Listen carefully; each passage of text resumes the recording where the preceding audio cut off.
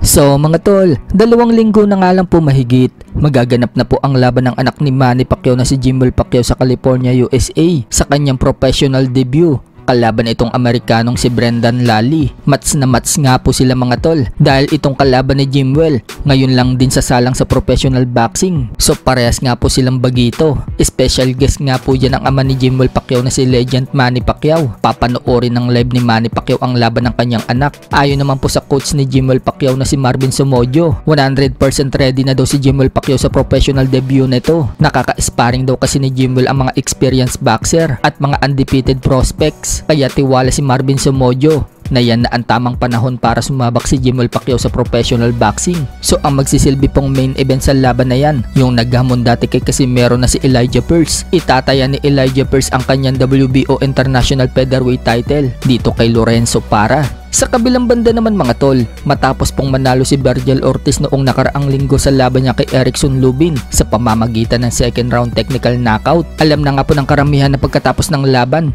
umakyat po sa ring itong si Jaron Ennis at nag face to face sila ni Ortiz at nagkahamunan na maglaban sa susunod na taon. Nagbigay nga po ng opinion si Errol Spence Jr. sa potensyal na laban ng dalawa. Ani Spence, magandang laban umano yan dahil parehas daw exciting yung dalawa. Habang sinabi naman po ng promoter ni Vergil Ortiz na si Oscar De La Hoya, ayaw daw sana niyang papuntahin itong si Jaron Ennis at promoter na itong si Eddie Hearn sa laban ni Ortiz. Kapag nakita daw kasi ng dalawa ang personal na laban ni Ortiz, baka matakot daw itong si Ennis at Eddie Hearn. At sa halip na palagan daw ni Ennis itong si Ortiz, baka mapunta na naman daw si Ennis sa tune-up fight. So matindi po kasi yung pinakitang laban ni Ortiz mga tol dito kay Lubin. Saradong sarado na kasi ang mukha ni Lubin ng guard nito, pero nabuksan po yan ni Ortiz. Makikita na hinawi ni Ortiz yung kamay ni Lubin, sabay suntok sa panga, kaya nahilo itong si Lubin. Nawalan pa ng ulirat na mag-follow up ng sunod-sunod na kaliwa itong si Ortiz hanggang sa ihinto na ng referee yung laban.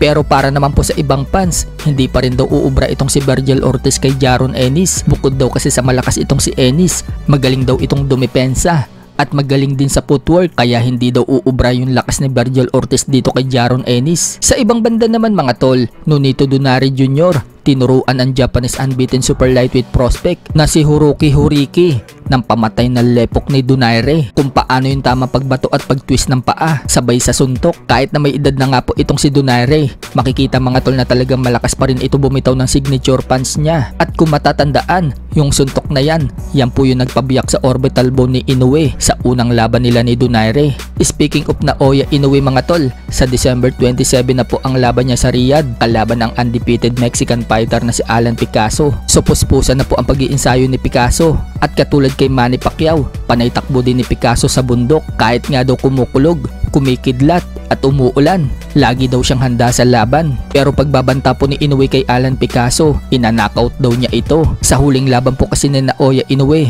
hindi niya na-knockout itong si Akhmad Aliyev. Pero ngayon, magpapakitang gilas siya sa harap ni Junto Nakatani dahil next year sa buwan ng May, sila naman po ang maglalaban ni Nakatani.